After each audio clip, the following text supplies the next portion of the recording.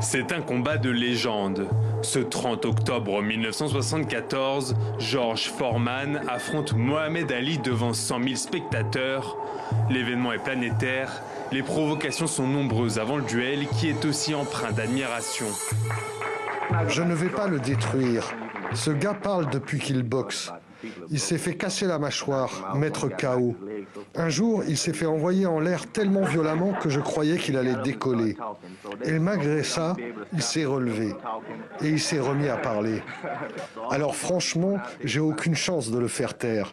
Moi, ce que je veux, c'est gagner le combat, pas lui voler ce qu'il représente pour les gens. Le combat est d'un niveau exceptionnel. Ali s'impose par KO à la 8e reprise. Malgré la défaite, Foreman entre lui aussi dans la légende de son sport. Je me souviens être monté sur le ring. Je lui ai mis mes meilleurs coups en me disant que ce serait fini au 3e round.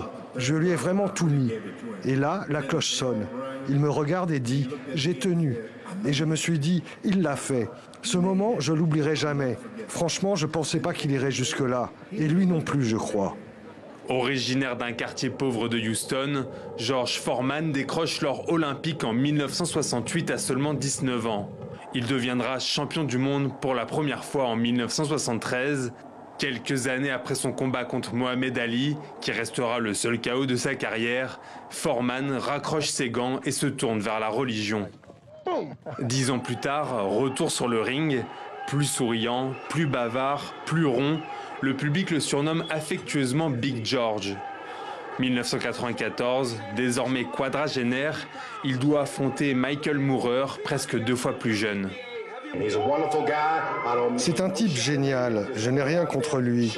Je veux juste montrer au monde qu'à 45 ou 55 ans, ce n'est pas fini. On peut encore tout accomplir. Alors que Moorer mène le combat, Foreman retourne la situation au 10e round par un KO net. Big George redevient champion du monde. George Foreman mettra fin à sa carrière 3 ans plus tard avec un palmarès exceptionnel, 76 victoires pour seulement 5 défaites. Une autre légende, Mike Tyson, lui rend hommage. Sa contribution à la boxe et au-delà ne sera jamais oubliée.